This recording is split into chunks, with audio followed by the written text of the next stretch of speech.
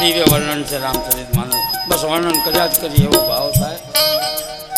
પણ આપણે સમયને અનુલક્ષીને આગળ વધશું. ભગવાન ધીરે ધીરે ધનુષ્યની બાજુમાં આવ્યા છે અને જ્યાં બાજુમાં આવ્યા ને ત્યારે સુનયનાને ચિંતા થાય. એ એની સખીઓને કહે કે કોઈ સમજાવો, રાવણ જેવા સહસ્ત્રાર્જુન જેવા કાંઈ ન કરીએ કે નાનકડું એવું આ બાળક, એ કાલ હું કૌશલ્યાને શું જવાબ આપીશ? અને ત્યારે એની સખીઓએ જવાબ આપ્યો કે મંત્ર એ નાનો એવો હોય અને બ્રહ્મા વિષ્ણુને મહેશને તાબે કરી દે તે મંત્ર નાનો ન કહેવાય. હર હરનો નાદ કરીને આખો દરિયો પી જાય એ અગસ્ત્યને નાના ન કહેવાય. ઘણા બધા દ્રષ્ટાંતો રામચરિત માનસ.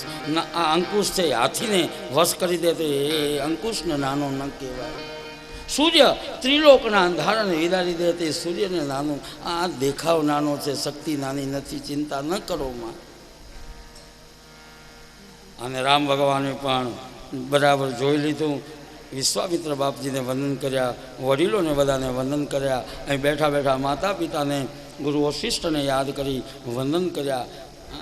એક ધારું ધનુષ્યની સામે જુએ, ધનુષ્યને વંદન કરે. આ જો મર્યાદા છે, મર્યાદા પુરુષોત્તમ.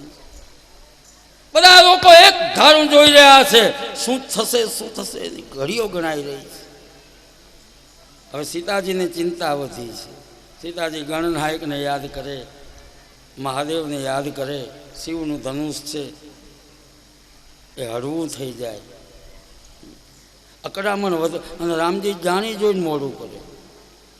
એટલે સીતાજીએ કહ્યું મનોમન કે હવે જલ્દી તોડી નાખો, નહીં તો ધરતીની દીકરી છું, ધરતીમાં સમાઈ જઈશ.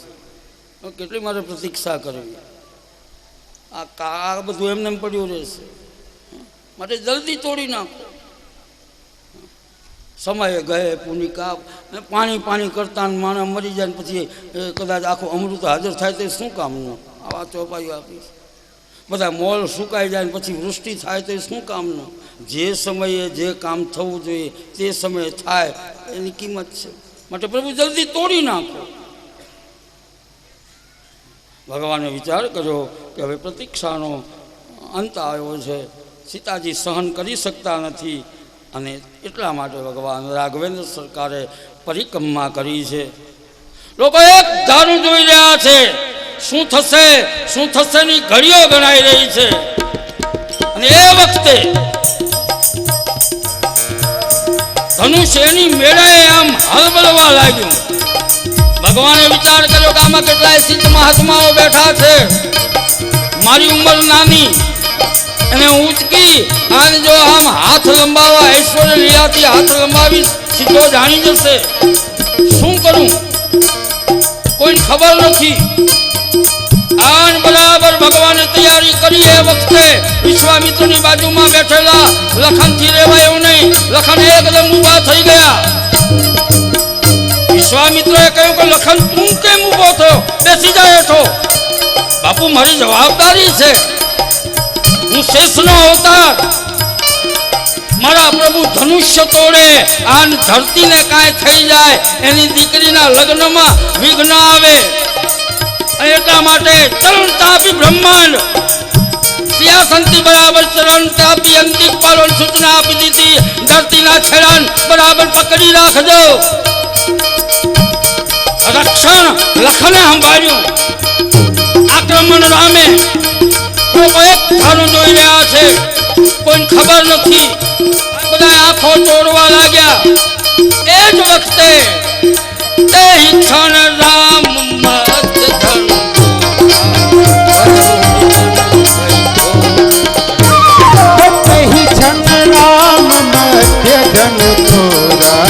हरि भुवन घूमि घोर कठोरा.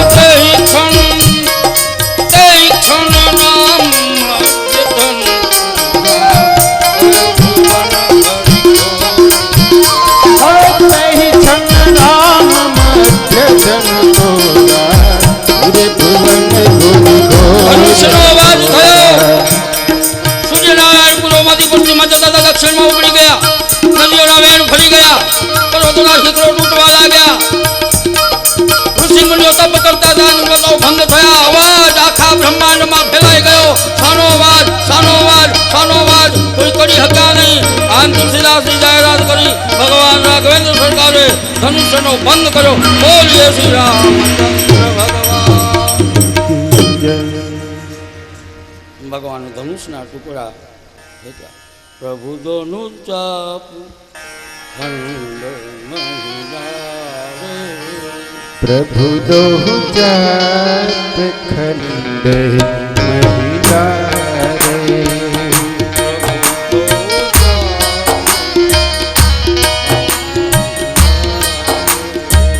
પ્રભુ દોહુ જાત ખંડ મહિલા રે. देखी लोग सब भये सुखारे. देखी लोग सब भये सुखारे.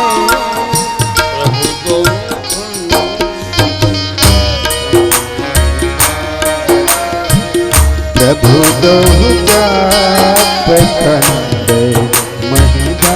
આમ ભગવાને ધનુષ્યનો ભંગ કર્યો છે. સીતાજી જયમાળા લઈને આવ્યા. સીતાજી જયમાળા રૂપી છે. એમાં ઘણો વાદ વિવાદ થાય તો લક્ષ્મણજીએ બુદ્ધિ વાપરી ઓલા અભિમાની રાજાઓએ મારો કર્યો ને એ વખતે ત્યાં પરશુરામ આવ્યા. અને પરશુરામ અને લક્ષ્મણનો દિવ્ય સંવાદ છે. આ બાજુ જનકપુરથી અયોધ્યામાં જાણ કરવામાં આવી છે. દશરથ મહારાજા મોટી જાન લઈને આવ્યા છે. દિવ્ય જાન છે. સ્વાગત થયું છે.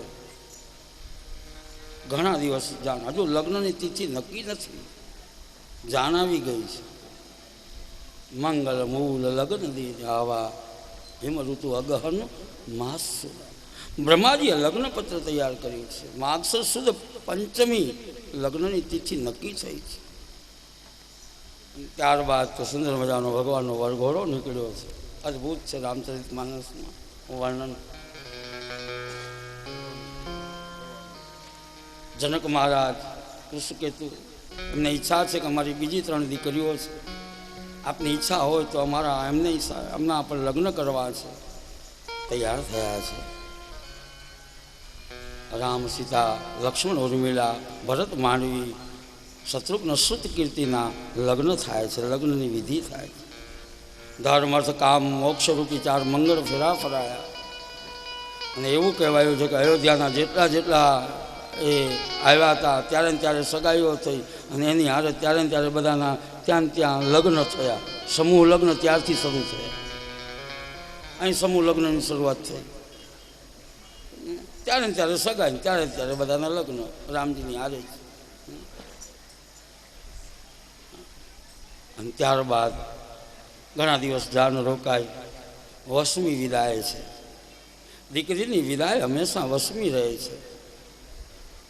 શરણાઈઓએ કરુણ રાગ છેડ્યો છે આખા નગરમાં. કારણ કે ઘણી આપણે કીધું ને સમૂહ લગ્ન છે. કેટલી દીકરીઓ આજ વિદાય થવાની છે. એક દીકરી વિદાય થતી હોય ને તોય કેટલી બધી વેદના આખા નગરમાં થાય. અને દીકરીની વિદાય હંમેશા વસમી હોય છે. ધ્યાન દે. ગમે એવો કઠોર હૃદયનો બાપ હોય, અનેક દુઃખો એને એના જીવનમાં વિતાવ્યા હોય, પણ એ બાપ જ્યારે પોતાની દીકરીને વિદાય આપતો હોય ત્યારે એ દળ આંસુડે રડતો હોય. કારણ કે દીકરીની વિદાય વસમી છે. 4 ડોલીઓ તૈયાર થઈ છે. આખું નગર એકત્ર થયું છે. અને 4 દીકરીઓ આજ વિદાય માટે તૈયાર પોતાની માને પગે લાગે છે. ત્યારે માં કહે છે,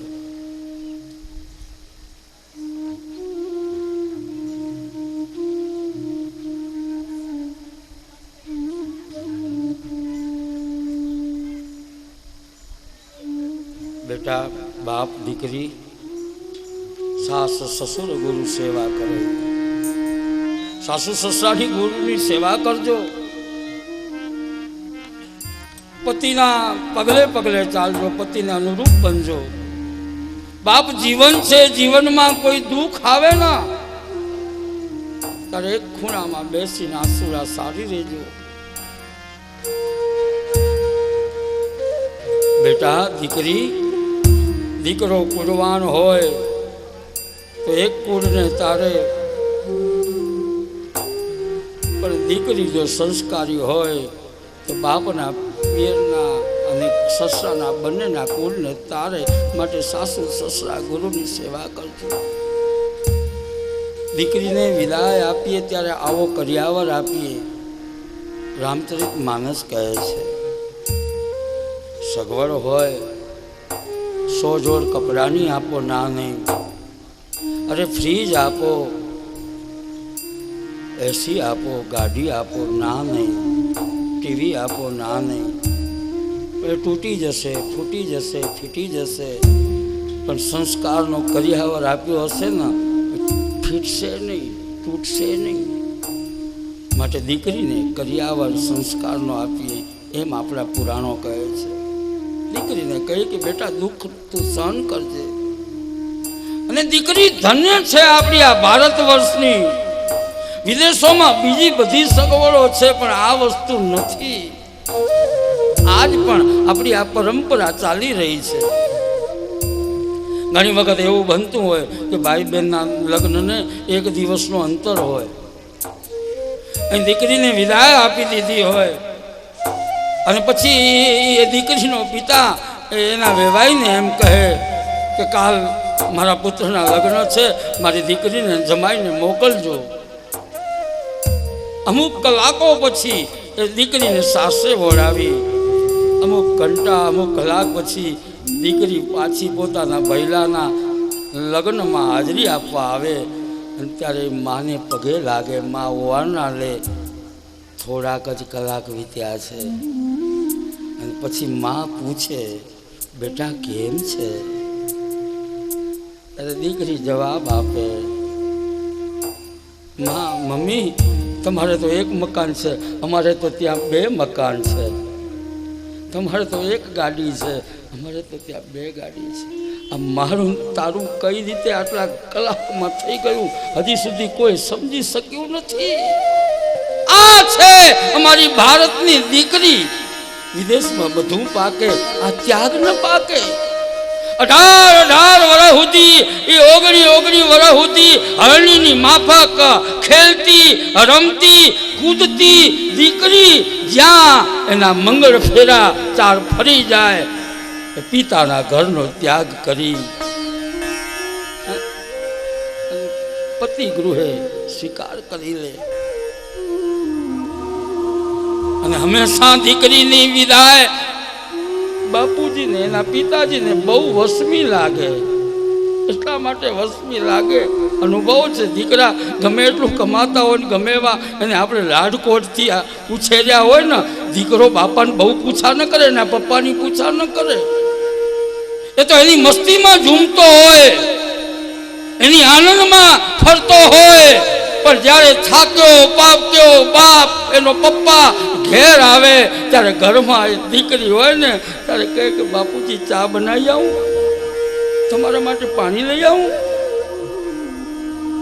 એ દીકરી માએ બને, દીકરી બહેન બનવે અને બાપની ધ્યાન રાખે. એવી દીકરીની જ્યારે વિદાય થાય ત્યારે બાપને એમ થાય કે મારા જીવનમાંથી કંઈક તત્વ ઓછું થઈ ગયું. સીતાજી પણ પોતાની માં સુનૈનાને કહે કે મારા બાપુજીનું ધ્યાન રાખજે.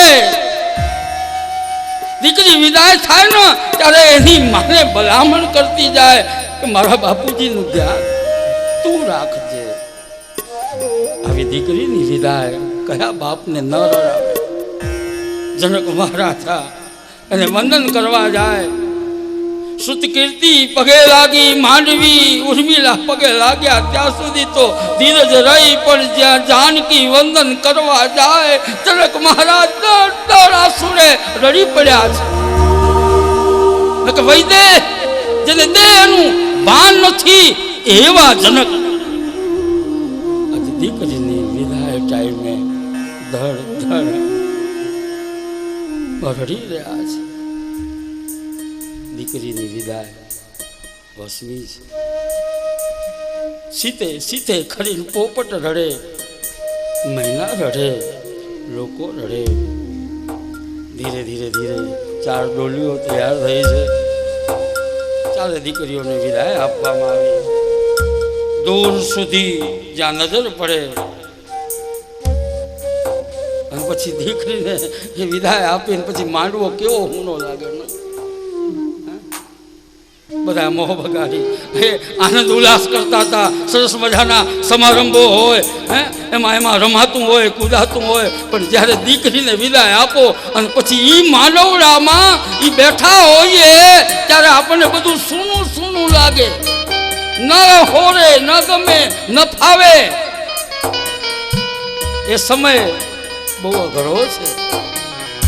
દીકરીની વિદાય વસવી છે. વધારે સમય ન લેતા આજ 4 દીકરીઓને વિદાય આપી છે. જાન પહોંચી છે અવધમાં. અહીં બધાએ સ્વાગત કર્યું અને ત્યારબાદ ધીરે ધીરે દિવસો પસાર થવા લાગ્યા. એક વખત દશરથ મહારાજા પોતાના અરીસામાં મુખ જોતા હતા. કાનના વાળ સફેદ થઈ ગયા. મનમાં વિચાર કર્યો કે હવે મારે યુવરાજ પદ મારા રાઘવેન્દ્ર સરકારને સોંપવું જોઈએ. અને ગુરુ વશિષ્ઠને પૂછ્યું. ગુરુ કે જ્યારે રામ બેસે એ ગાદી એ સાચો દિવસ. અને ત્યારે નિર્ણય લેવાયો કે રામ રાજ્યાભિષેક થાય. લોકો બધા નાચી રહ્યા છે, કૂદી રહ્યા છે, પણ દેવોને આ ગમ્યું નહીં. અને દેવોએ તરત સરસ્વતીને બોલાવ્યા છે અને સરસ્વતીને કહ્યું કે જો રામ ગાદીએ બેસશે તો પછી અસુરોનો વિનાશ કોણ કરશે? કાંઈક એવું કરો જેથી રામ ગાદીમાં ન બે. અને ત્યારે સરસ્વતી રામચરિત માનસમાં સરસ બોલ્યા છે કે ઊંચ નિવાસ નીચ કરતૂતી દેખ ન શકહી પરાઈ વિભૂતિ. તમારો છે ઊંચ નિવાસ પણ કરતૂતી નીચી છે. તમે કોઈની સારું જોઈ શકતા નથી. છતાંય દેવતાઓના કાર્ય કરવા માટે સરસ્વતી ચક્કર ઘૂમવા લાગ્યા. કોઈની બુદ્ધિને ન ફેરવી શકી. એક પાત્ર નીકળ્યું મંથરી, જેની બુદ્ધિને ફેરવવામાં આવી અને બુદ્ધિને બેર મારવામાં આવી છે. મંથરીએ કઈને તૈયાર કર્યા છે. દશરથ મહારાજા સારા સમાચાર આપવા માટે કઈ ભવનમાં જાય, પણ કઈ તો કોપ ભવનમાં ગયા છે. અહીં સંવાદો થાય છે. અને ત્યારે કઈએ કહ્યું કે મારે બીજું કાંઈ જોઈતું નથી. મારે મારા માંગણા 2 વરદાન જોઈએ. 2 શું કામ 4 નહીં કે મારે ફક્ત 2 જોઈએ. વરદાન આપી દો જલ્દી. પહેલું વરદાન માંગ્યું ભરતનો રાજ્યાભિષેક, અને બીજું વરદાન જ્યાં માંગ્યું તો વજ્રાઘાત થયો છે. દશરથ મહારાજાને તાપસ બેસ વિશેષ ઉદાસી, અને 14 વર્ષ રામ વનવાસી. રામ 14 વર્ષ વનમાં જાય, વજ્રાઘાત થયા. દશરથ મહારાજ બેભાન થયા. આખા નગરમાં એમ કે હમણાં રાજ્યાભિષેકની શરણાઈઓ વાગશે, આનંદ ઉલ્લાસ થશે, પણ રાજભવન આખો સૂનો લાગ્યો. અહીં સુમંત આવ્યા, જોયું તો કોપ ભવનમાં દશરથ મહારાજા બેભાન પડ્યા છે. કઈને પૂછ્યું, મંત્રી તરીકે પૂછું છું, મારા આ રાજાની આ હાલત કેમ થઈ? તો તમે રામને બોલાવો. રામ આવ્યા. કઈએ કહ્યું એ નહીં બોલી શક્યો, ફેરફાર થઈ ગયો. ભરતને રાજગાદી, તમારે વનમાં જવાનું, રાજગાદી મળવાની હતી. ત્યારે એમના મુખાકૃતિમાં કોઈ ફેરફાર નહીં, અને જ્યાં વનની વાત સાંભળી તોય કોઈ ફેરફાર નહીં. પણ એક ચિંતા, માં કૌશલ્યાને કઈ રીતે જવાબ આપીશ? કૌશલ્યા ભવનમાં ગયા. કૌશલ્યા કહે, અરે રાઘવ તું તૈયાર થયો નથી, હમણાં તારો રાજ્યાભિષેક થવાનો છે. ત્યારે કૌશલ્યાને કહે છે રામ કે માં, હું નાનો હતો ત્યારે કોણ આવ્યું હતું આપણે ઘેર? વિશ્વામિત્ર આવ્યા હતા ને. અરે હા, યજ્ઞો ત્યારે અધૂરા રહેતા હતા. આપણે તો આખા વિશ્વમાં આપણી રાજ્ય છે ને, મોટું સુશાસન છે, એટલે અમે થોડોક ફેરફાર કર્યો.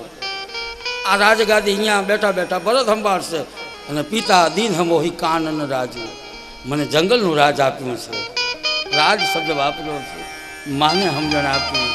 માં કહે બેટા હું બધું સમજું છું. આ લખન તૈયાર થયા, સીતાજી તૈયાર થયા, વન તરફ પ્રયાણ કર્યું. આખું નગર રામ લખન સીતાની હારે તમસા નદીના કિનારે. સુમંતને કહ્યું તું દશરથ મહારાજાએ 2-4 દિવસ ફેરવીને પાછા લઈ આવજો. છેવટે સીતાને લઈ આવજો. તમસા નદીના કિનારે બધા સૂતા છે. એમાં સુમંતને રામે કહ્યું જલ્દી અહીંથી આપણે વિદાય થઈએ. રાત્રે નીકળી પડ્યા. સૂતેલા લોકો એમને રહ્યા. સંગબેરપુરમાં આવ્યા. ગુહરાજની સાથે મિત્રતા થઈ છે. અને ત્યાં કેવટ આવે અમે કિનારે પાર થવાનું. સુમંતને અહીંથી કહ્યું તમે ઘેર જાઓ, અમે અહીંથી આગળ જશું. ગંગાના પાર ગયા. આ બાજુ સુમંત પાછા આવે. અને જ્યાં પાછા આવે નગરજનોને એમ રથના દરવાજા બંધ કર્યા, પડદા મારી દીધા. બધાને આશા આમાં રામ હશે, આમાં લખન હશે, આમાં સીતા હશે. દશરથ મહારાજાએ કઈ કઈનો ત્યાગ કર્યો છે. હાલત બગડી છે. બાજુમાં સુમિત્રા, સુમંત, કૌશલ્યા બેઠા છે. કૌશલ્યાને જાણ થઈ કે સુમંત આવે છે. અને સુમંતના જ્યાં એ રથના પડદા ખોલ્યા, પ્રભુને ન જોયા. સુમંત આવી પ્રભુને કહે છે દશરથ મહારાજને જય જીવ હો મહારાજ. સુમંત વંદન કરે. દશરથ મહારાજાએ પૂછ્યું રામ ક્યાં, લખન ક્યાં, મારી વૈદેહી ક્યાં? પ્રભુ કોઈ આવ્યું નથી. ઓહો, કોઈ આવ્યું નથી. અથથી ઇતિ સુધીની વાત કરી. અને ત્યાં રામ રામ કહી, રામ કહી, રામ રામ કહી, રામ. 6 વખત રામ રામ રામ બોલતા બોલતા દશરથ મહારાજાએ પોતાના દેહનો ત્યાગ કર્યો છે. ભરત શત્રુઘ્ન મોસાળ છે. વશિષ્ઠ બાપજીએ કહ્યું ધાવન લોકોને મોકલ્યા, કહેજો કે ગુરુ બોલાવે છે. ભરતને ઊંઘ ના આવે, રુદ્રાભિષેક કરાવે. ધીરે ધીરે ભરત શત્રુઘ્ન આવે. આજ ચોઘડિયા બોલતા નથી, આજ સામૈયા થતા નથી. લોકો કતારબદ્ધ ઊભા છે. ભરતને એમ કે અત્યારે મારા પ્રભુ કઈ કઈ ભવનમાં હશે. સીધા ભરત કઈ કઈ ભવનમાં જાય. કઈ કઈને એમ કે મારો પ્રભુ પુત્ર આવે, મારો રાજા આવે છે, યુવરાજ આવી રહ્યો છે. સુંદર બજારની આરતી તૈયાર કરી, આરતી ઉતારી. કઈ કઈએ પૂછ્યું ભરતને, ભરત મારા પિયરમાં બધાએ કુશળ? ભરત કહે કે મહા તારા પિયરમાં તો બધા કુશળ છે, મને બતાવો તો ખરી. મારા નગરમાં તો બધા કુશળ છે ને, મને કઈ સારું દેખાતું નથી. માં બતાવો, મારા અહીંયા તો બધા કુશળ છે ને. તાત બાત મેં સકલ સવારી. કઈ એમ કે બાપ બેટા મેં બધું હરખું કરી નાખ્યું. માં મારા નગરમાં એવું શું બગડ્યું તું તારે હરખું કરવું પડ્યું? તાત બાત મેં સકલ સવારી. ભાઈ મંથરા સહાય બિચારી મંથરાએ મને સહાય કરી. પણ કછુક કાજ બીધી બીચ બિગારા. વચ્ચે વિધાતાએ કાગ બગાડ્યું. તારા પિતાનું મૃત્યુ થયું. આન જ્યાં પોતાના પિતાનું મૃત્યુ સાંભળ્યું, હે પિતે, હે પિતે, ભરત રડવા લાગ્યા. અને પોતાની માને કહે કે માં મારા પિતાના મૃત્યુનું કારણ શું? કારણ પૂછ્યું ત્યારે જવાબ આપવો પડ્યો ને. બેટા તારા માટે મેં રાજ્ય ગાદી માંગી ને રામનો વનવાસ. જ્યાં રામનો વનવાસ સાંભળ્યો, પિતાનું મૃત્યુ કોણ બન્યું? માનો હાથ પકડ્યો ભરતે. એ કઈ કઈ તું કોણ છે? મારી માં હો. આવા વચન માંગતા તારી જીભ તૂટી ન પડી અને કીડા ન પડ્યા? તારો કંઠ કઈ ન ગયો? હે માં તું કોણ છે? મારા પ્રભુને વન આપી દીધું અને આ જગતમાં મને અપયશને પાત્ર કરવો હતો તો જન્મતાની હારે તે મને મારી કેમ ન નાખ્યો? જગતમાં એમ કહેવાય પુત્ર કુપુત્ર થાય, માતા કુમાતા ન થાય. પણ આજે હું જગતમાં જાહેર કરું કે મારી માં મારા માટે કુમાતા થઈ છે. આજ ખૂબ અકળાયા છે. કઈ ઉપર પોતાની માતા માંથી સંબંધ તોડ્યો છે. શત્રુઘ્ન ઓલી મંથરા આવી અને મારી અને કૌશલ્યાની પાસે ગયા. કૌશલ્યાએ કહ્યું કે બાપ ભરત, તારો એમાં કોઈ દોષ નથી. અને પછી તો પિતાના દેહને અગ્નિ સંસ્કાર આપ્યો. નક્કી થયું કે હું ગાદી નહીં લઉં. અને આખું નગર રામ મિલન માટે નીકળ્યું.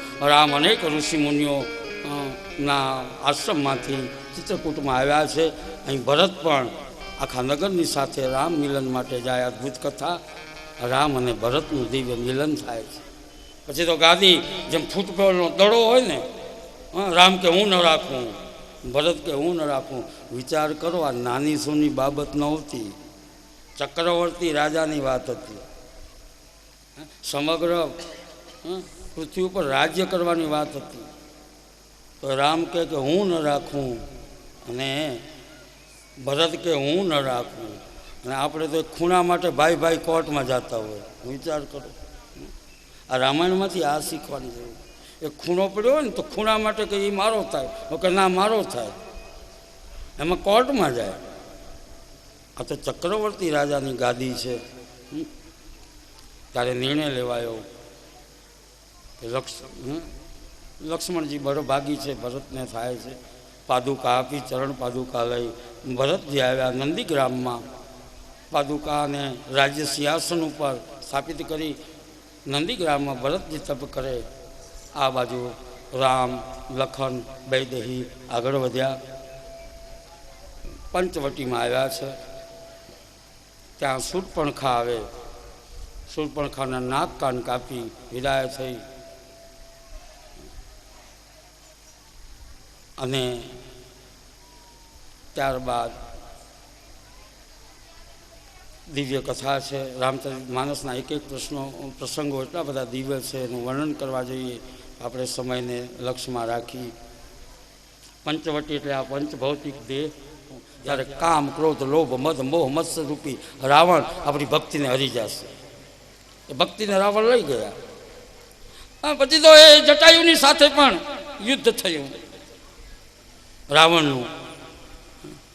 અને જ્યારે રામ લખન પાછા જ્ઞાન વૈરાગ્ય શરીરમાં આવે ને તો ભક્તિ એમને નહીં મળે. હજુ જો મારે તમારે ભક્તિની શોધ કરવા માટે જવું. ભક્તિ કઈ રીતે મળે? હાલો આપણે ભક્તિની શોધમાં. અને ભક્તિની શોધમાં જવું હોય તો પહેલાં આપણે કોઈ નાનામાં નાની વ્યક્તિની પાસે જઈ અને એના જ્ઞાનને નાનપ આપવી જોઈએ. વૈરાગ્ય એકદમ. પછી આપણે થોડાક આમ અભિમાનથી હાલીએ, આપણામાં ભલે ગમે એટલું જ્ઞાન હોય. અમારો નરસિંહ મહેતા જ્યાં ઈચ્છા થાય ત્યાં એ ભજન કરતો, તો એ સબરીની પાસે જવું પડશે. અને એટલા માટે અમારે રામ લખન ધીરે ધીરે જટાયુને મુક્તિ અપાવી અને સબરીના આશ્રમમાં જાય છે. સબરીની પ્રતીક્ષા જુઓ. અને ગુરુએ એમ કહ્યું હતું કે તારે આગળ રામ આવશે, એની પ્રતીક્ષાને એણે ન મૂકી. યુવાન સબરી આમ ચારે બાજુ નજર કરે, મારો રામ આવ્યો, મારો રામ આવશે, મારો રામ આવ્યો. વનરાય રામ રામ બોલે, સરિતા રામ રામ બોલે. અને ત્યારે સુંદર મજાના ફળફૂલ એકત્ર કરે અને ફળફૂલ લઈ અને સબરી રામની પ્રતીક્ષા કરે છે. રામની પ્રતીક્ષામાં ધીરે ધીરે રામ અને લખન ધીરે ધીરે ધીરે પંપા સરોવરના કિનારે સબરીના આશ્રમમાં આવે છે. આવો આપણે આ નવધા ભક્તિ વિશે એક સુંદર મજાનો થોડો કાર્યક્રમ, પછી આપણે કનૈયાને તો બોલાવવાનો જ છે, પણ એ પહેલાં આપણે જ્ઞાન વૈરાગ્યને પુષ્ટ કરી અને ભક્તિના યાત્રા તરફ આગળ વધવાનું છે. તો ચંદ મિનિટ માટે આવો આપણે આ સબરી અને નવધા ભક્તિ વિશે સુંદર એક પ્રસંગ છે આપણે માણીએ. ભગવાન રામ અને લખન સબરીના આશ્રમે આવી રહ્યા છે. જય શ્રી રામ, જય શ્રી રામ, જય શ્રી રામ. મારા રામ ક્યારે આવશે? જય શ્રી રામ, જય શ્રી રામ, જય શ્રી રામ, જય શ્રી રામ, જય શ્રી રામ, જય શ્રી રામ, જય શ્રી રામ, જય શ્રી રામ, જય શ્રી રામ, જય શ્રી રામ, જય શ્રી રામ, જય શ્રી રામ, જય શ્રી રામ, જય શ્રી રામ, જય શ્રી રામ, જય શ્રી રામ, જય શ્રી રામ, જય શ્રી રામ, જય શ્રી રામ, જય શ્રી રામ, જય શ્રી રામ, જય શ્રી રામ, જય શ્રી રામ, જય શ્રી રામ, જય શ્રી રામ, જય શ્રી રામ, જય શ્રી રામ, જય શ્રી રામ, જય શ્રી રામ. થોભો મહાત્માઓ, તમે કોણ છો? તમે અહીં શા માટે આવ્યા છો? પહેલા તમે અમને માતા સબરીની કુટિયા તક લઈ જાઓ. માતા સબરીની કુટિયા સુધી? શા માટે? પહેલા મને તમારો પરિચય આપો. મેં રામ ને અમારા નંદુભાઈ લક્ષ્મણ. ક્ષમા કરો પ્રભુ, ક્ષમા કરો, ક્ષમા કરો, હું તમને ઓળખી ન શકી, ક્ષમા કરો. એ ઠીક છે, પણ તમે મને હું જ માતા સબરી છું પ્રભુ. આવો, પધારો, પધારો પ્રભુ.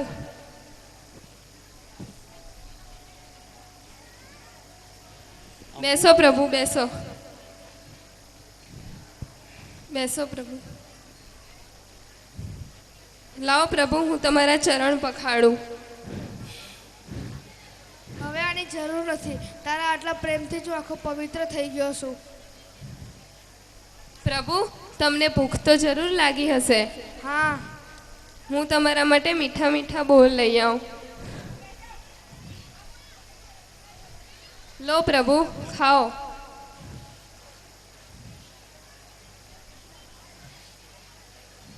લક્ષ્મણ ખાઓ. લો પ્રભુ.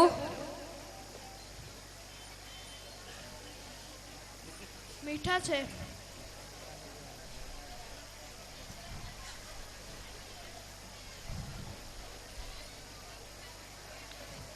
લો પ્રભુ.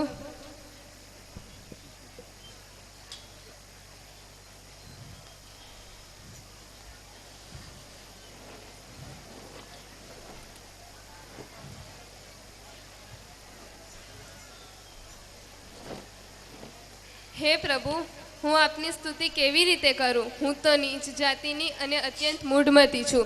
જે અધમમાંય અધમ છે, એમાં સ્ત્રીઓ તો અત્યંત અધમ છે. હે પાપનાશક, હું તો મંદબુદ્ધિ છું.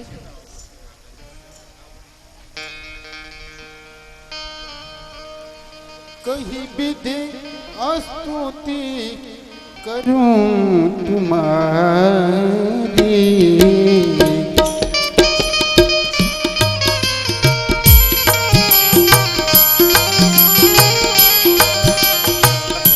अधम जाति में जड मति भारी,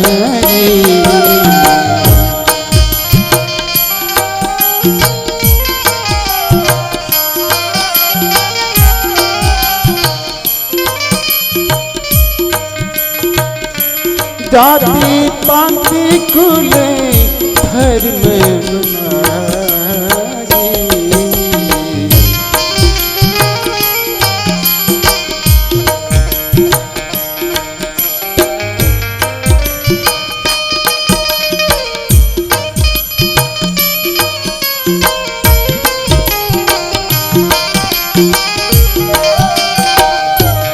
धन बल परिजन गुण चतुराई,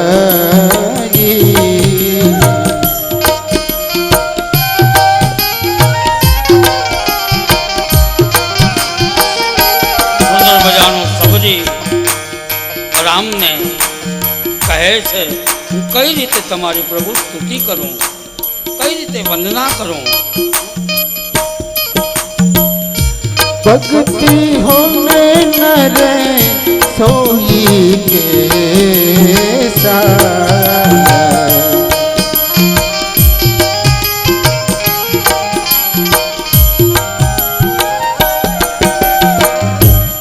बिनु जल बारित देखी जैसा,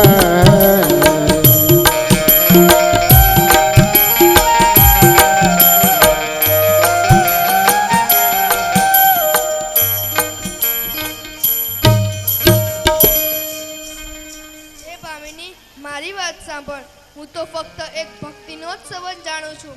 નાત, જાત, કુળ, ધર્મ, ગુણ, ચતુરાઈ આ બધું હોવા છતાં ભક્તિ વગરનો માણસ એવો લાગે છે જાણે પાણી વગરના વાદળનું શોભાહીન દેખાવું.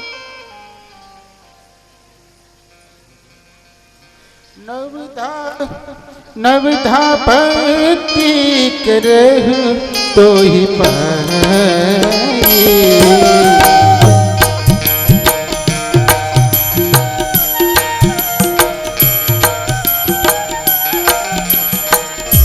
सावधान सुनु धर मन माही.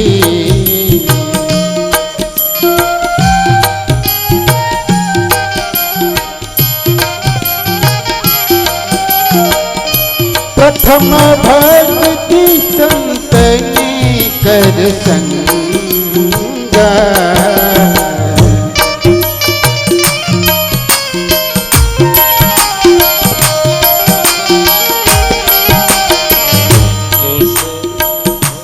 दूसरी भक्ति मम कथा प्रसंगा.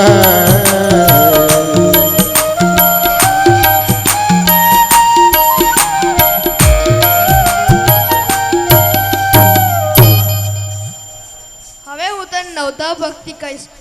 સાવધાનથી સાંભળજે અને એને મનમાં ધારણ કરજે. પહેલી ભક્તિ સંતોનો સત્સંગ કરવો. બીજી ભક્તિ મારા કથા પ્રસંગોમાં પ્રેમ રાખવો. तीसरी गुरुपद पंकज सेवा रे.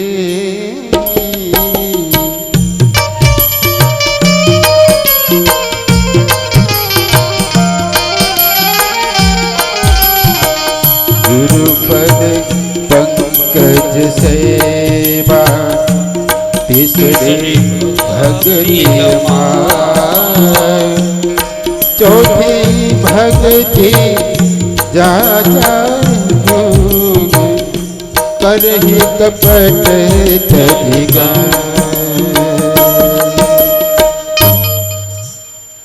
ત્રીજી ભક્તિ છે અહિંસા છોડીને ગુરુના ચરણ કમળોની સેવા કરવી. ચોથી ભક્તિ છે કપટ છોડીને મારા ગુણ સમૂહનું ગાન કરવું. मंत्र जापे मन दृढ़ विश्वास.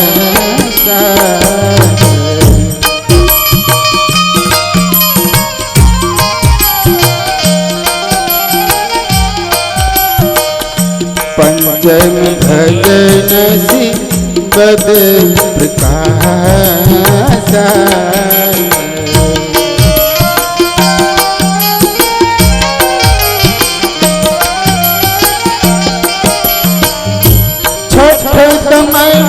सिले बिरती करे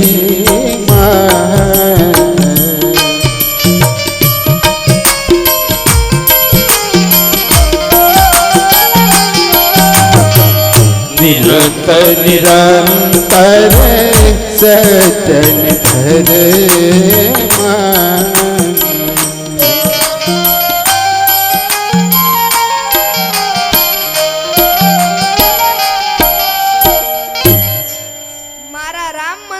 જાપ કરવો અને મારા ઉપર દૃઢ વિશ્વાસ રાખવો. આ પાંચમી ભક્તિ છે જે વેદોમાં પ્રસિદ્ધ છે. છઠ્ઠી ભક્તિ છે ઇન્દ્રિયોનો નિગ્રહ, શીલ, ઘણા કાર્યમાંથી વૈરાગ્ય અને નિરંતર સંત પુરુષોના ધર્મમાં જોડાઈ રહેવું. સાત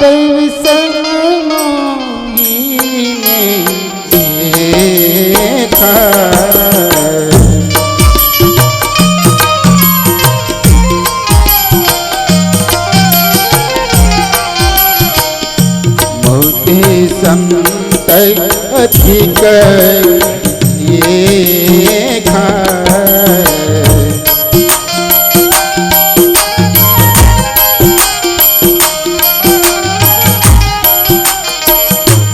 आठ विजय लाभ संतोष.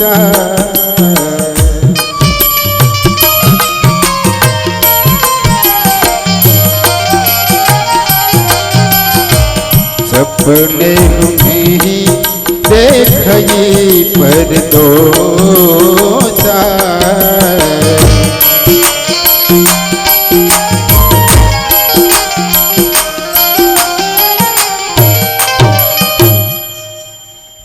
સાતમી ભક્તિ છે જગત માત્રને સંભાવથી મારામાં ઓત પ્રેત જોવું અને સંતોને મારાથી પણ અધિક માનવું. આઠમી ભક્તિ છે જે કંઈ મળે એમાં સંતોષ રાખવું અને સ્વપ્નમાં પારકાનું દોષ ન જોવું. सात नव सरल सन चली ना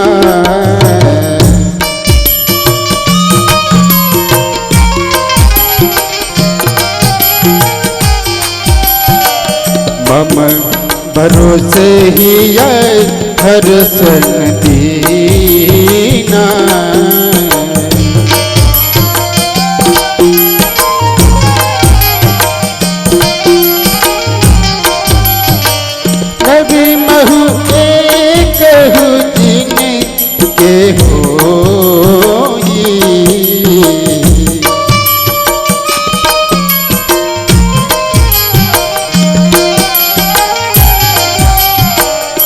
नारी पुरुष सचराचर को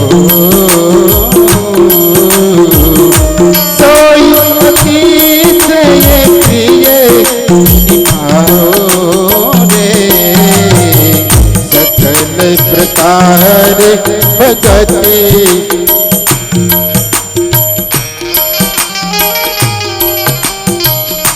जोगी बंदे दुर्लभ गति जानी कहूँ आजू दुर्लभ तो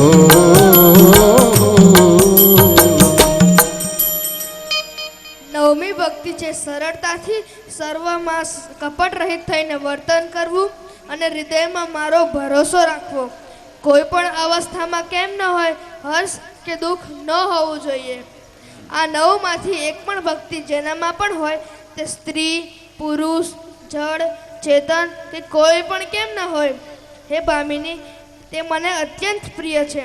વળી તારામાં તો સર્વ પ્રકારની દ્રઢ ભક્તિ છે.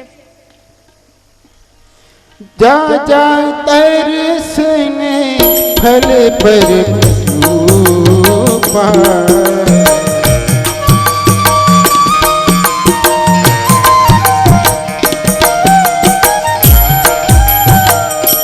जीव पाग निज सहज स्वरूपा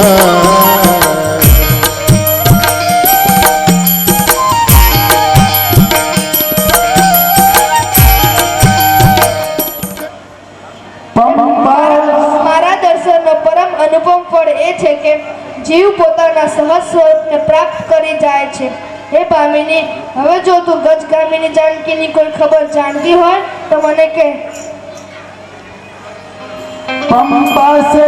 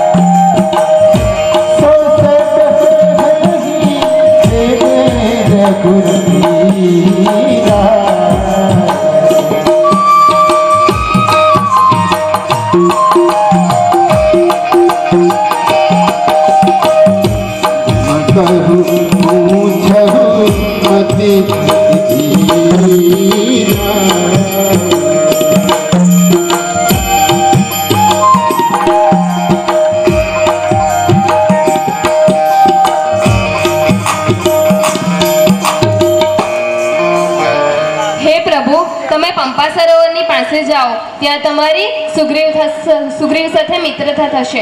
હે દેવ, હે રઘુવીર, તે તમને સઘળું વિવરણ કહેશે. હે ધીર બુદ્ધિ, તમે બધું જાણતા હોવા છતાં મને પૂછો છો? આમ कहीं कथा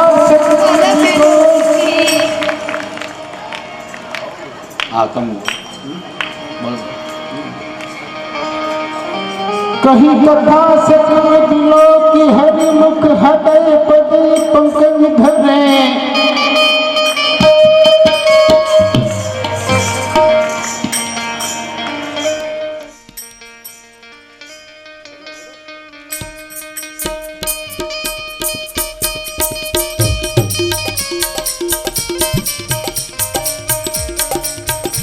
भजी मैं पवन देहूँ हरि पद में भय जहूँ नहीं फिर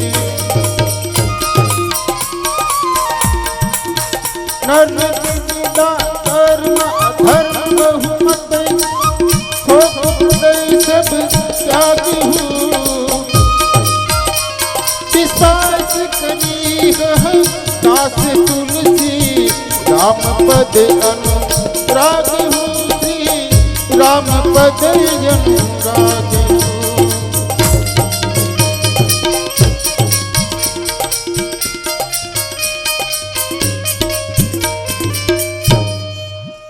जातिहीन अथ जन्म मही मुक्त किन्मन सिद्धि महामंद मन सुख जही ऐसी प्रभु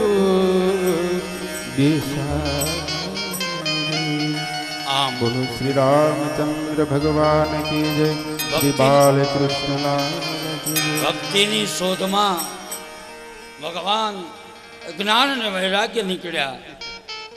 આપણે એ કથા કહેવા જઈ રહ્યા હતા કે એક વખત આ શરીરમાંથી જ્યારે ભક્તિ નીકળી જાય ત્યારે એની શોધમાં સબરીની પાસે જવું પડે, એની પાસે નવધા ભક્તિ કહેવી પડે. અને ત્યારે સબરી એમ કહે કે તમે જાઓ, ત્યાં તમને સુગ્રીવની મિત્રતા થશે. આવો હવે આપણે ભક્તિની શોધ કરતાં કરતાં આગળ વધશું. પાછો કનૈયાને લઈ આવવાનો છે. 3 મિનિટ માટે આપણી કથા સાંભળીએ. ત્યારબાદ ભગવાન ત્યાંથી ઋષ્યમુખ પર્વત ઉપર ગયા છે. સુગ્રીવની સાથે ભેટ થઈ છે. હનુમાનજી મહારાજ તૈયાર છે. વાલીને માર્યો, કર્મ છે વાલી. જીવનમાં કર્મ ને કર્મનું સ્વરૂપ છે. પછી તો હનુમાનજી મહારાજ સીતાની શોધમાં નીકળ્યા છે. આ ભક્તિની શોધમાં મારે ને તમારે જ્યારે નીકળવું હોય ત્યારે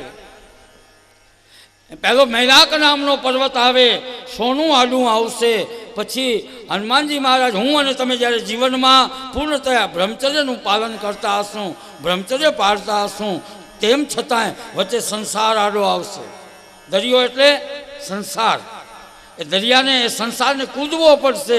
જ્યારે હું અને તમે સંસારમાંથી કૂદકો મારવા જશું તો મૈનાક આડો આવશે, હોનું આડું આવશે. હોનામાં ફસાવા જેવું નથી. પછી શું આવ્યું? સિંહ, ઓલી સુરસા આવી, દેવોનું મોકલેલું વિઘ્ન. એને મુખ પોળું કર્યું. હનુમાનજી એનાથી ડબલ. આ 4 ગાઉ થાય, 8 ગાઉ, આ 16 ગાઉ. શું છે સુરસા? વાસના આડી આવશે. વાસના કોઈની મરી નથી, મરવાની નથી. વાસનાને જીતાય. હનુમાનજી મહારાજ વાસનાને જીતી ગયા. તો પછી આવી સિંહિકા. શું છે સિંહિકા? એ સિંહિકા મગરી એ સમુદ્રમાં, દરિયામાં આજુબાજુના જે કોઈ હતા ને એને કાંઈ નહોતી કરતી. પણ કોઈ ઉપર જાય ને તો તાંત્રિક વિદ્યા કરીને પછાડે હેઠે. મારા હરખાઓ એમાં કોઈ મને વાંધો. જો કોક મારાથી ઉપર ચડ્યો, પછાડો. હમણાં કાલ ફરતું હતું ને મારો વાલું મારાથી આપણાને ન મળે એમાં કાંઈ વાંધો નથી. કોઈકને મળે ને અહીંયા વાંધો. એને કેમ મળ્યું? આ મારીને તમારી વૃત્તિ. આપણે હરખો હોય એમાં કાંઈ આપણને ચિંતા નથી. ન મળે તો કાંઈ એ સહન કરી લે. પણ જો કોક ચડ્યો, પછાડો અને પડછાયા પકડે પાછા. આ મારીને તમારી ઈર્ષાવૃત્તિ ભક્તિમાં બાધક છે. એને તો ખતમ કરવી જોઈએ. આ હનુમાનજી મહારાજે એને ખતમ કરી. તો લંકીની આવી, મસ્તક સમાન રૂપ કપી, એ મચ્છર જેવા બળ્યા. લંકીની કહે કે હું ચોરને જ ખાઉં. વાતો આવી કરે. અને મોટો જગતનો ચોર તો પોતે નગરમાં રાખ્યો. આપણે વાતો, તારે આમ કરવું જોઈએ, તારે આમ કરવું જોઈએ, તારે અંદર દોષ બધા કામ, ક્રોધ, લોભ, મદ, મોહ, મત્સર બધા 6 દુશ્મનો રાખીને બેઠા, બીજાને પાછા ચોર બનાવે. આ મારીને તમારી આડંબરૂપી જે વૃત્તિ છે એને પણ ખતમ કરવી પડે. તો વિભીષણ મળે, કોઈ સંત મળે. અને એ ત્યારે વિભીષણ એમ કહે કે જા અશોક વનમાં, ત્યાં ભક્તિ છે. કોઈ સંત આપણને એમ બતાવશે કે આટલી સાધના કર, તને ભક્તિની પ્રાપ્તિ થશે. તો ભક્તિને મળી શકશું. ભક્તિને મળશું તો ભક્તિને એમને એમ નહીં મળાય, એના માટે કોઈ નિશાની, જ્ઞાનની કોઈ નિશાની આપવી પડશે. એમને એમ ભક્તિ આપણો સ્વીકાર ન કરે. અને એટલા માટે મુદ્રિકા આપી અને આખી કથા કહી. પહેલી કથા કોણે શરૂ કરી? હનુમાનજી મહારાજ. એ ઉપર બેઠા અને સીતાજી આગળ આખી કથા કહી. અને ત્યારે સીતાએ કહ્યું કે હે વક્તા પ્રગટ થાવ. માં મોઢાને ન જો, વક્તવ્યને જો. અને ત્યારથી આ સૂત્ર, વક્તાને ન જોવો, વક્તવ્યને જોવું. આપણે કરુણા આવી છે, આપણે વક્તાને જોઈએ, વક્તવ્યને ન જોઈએ. આ મહારાજ આવો છે, આ મૂક મહારાજ તો જે એના વક્તવ્યને. હનુમાનજી કે મારું મોં તો વાંદરા જેવું છે, મને જોવા જેવો નથી માં, મારા વક્તવ્યને પકડ. અને ભક્તિના પથ ઉપર જવું હોય તો આ ભાગવતના શ્લોકો, રામચરિત માનસની ચોપાઈઓ મારે તમારે પકડવાની છે, જીવવાની છે.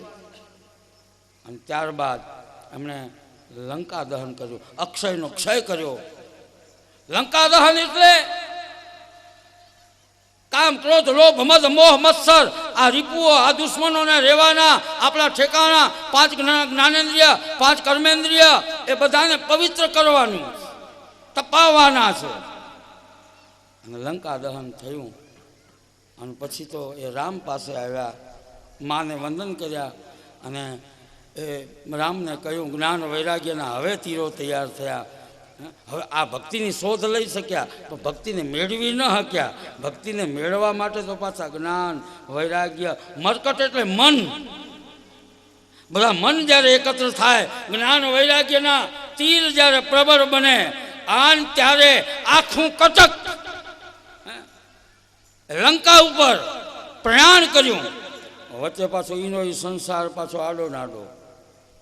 અને ત્યારે મારા આશુતોષ, મારા મહાદેવ વગર મને તમને ભક્તિની પ્રાપ્તિ નહીં થાય.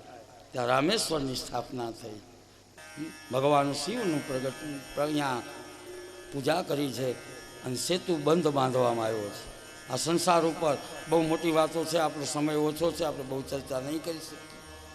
અને પછી તો વિભીષણે રાવણને સમજાવ્યો, રાવણ ન માન્યો. વિભીષણ પોતાના ભાઈનો ત્યાગ કરી અને રામની હારે ભળ્યો. હવે જ્ઞાન વૈરાગ્ય બ્રહ્મચર્ય બધા મન એકત્ર થયા છે. અને લંકા ઉપર બરાબર મારો કર્યો, સંત પણ સાથે ભળ્યા છે. અને ત્યાર પછી રામ રાવણનું ભયંકર યુદ્ધ બતાવ્યું. એક પછી એક રાક્ષસો મરવા લાગ્યા. કુંભકર્ણને જગાડવામાં આવ્યો. કુંભકર્ણ પણ અહંકાર છે, અહંકારને મારવો જોઈએ. અને એણે પણ એક વાત સારી કરી કે જગદંબા હરિ આની કે સઠ ચાહત કલ્યાણ. તો જગદંબાનું હરણ કરી આવ્યો છે ને તું તારું કલ્યાણ માંગસ.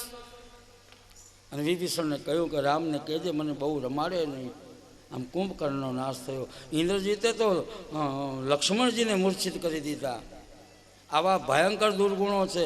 વૈરાગ્યને મૂર્છિત કરી દે. અને વૈરાગ્યને જાગૃત કરવા માટે એ જ બ્રહ્મચર્યને પાછો આખો ડુંગર ઉપાડી આવ્યા. પણ હનુમાનજીને ક્ષણ માત્ર માટે અભિમાન થયું કે હું છું. બીજી જ મિનિટે તો એમણે સુધારો કરી દીધો. તોય ભરતજી એને પછાડ્યા. આમાં ત્યાગ જોઈએ બાપ, ભક્તિમાં, આ વૈરાગ્યને જાગૃત કરાવવામાં. અને લક્ષ્મણ જાગ્યા, ઇન્દ્રજીતનું મૃત્યુ થયું છે.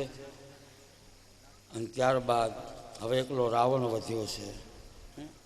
અને રામ અને રાવણનું રામચરિત માનસમાં દિવ્ય વર્ણન બતાવ્યું છે. આમ હામાં યુદ્ધ થાય. લંકાના રણ મેદાનમાં રંગ જામ્યો. હામાં તીરોનો મારો થાય.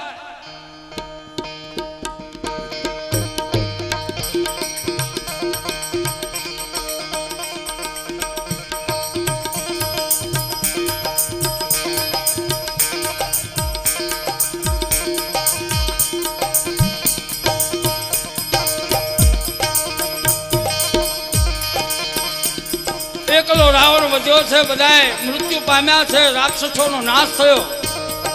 આજ જ્ઞાન વૈરાગ્યના તીરો તૈયાર થયા. અને આખા લંકામાં રંગ જામ્યો. ભગવાન હરપાળા બાણ છોડે